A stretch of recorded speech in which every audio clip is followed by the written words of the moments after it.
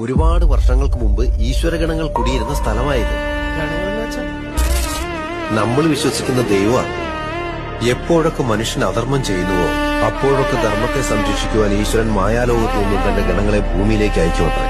ആ ഗണങ്ങളെല്ലാം എത്തിച്ചേർന്നതാവട്ടെ ഈ പുണ്യഭൂമിയിൽ.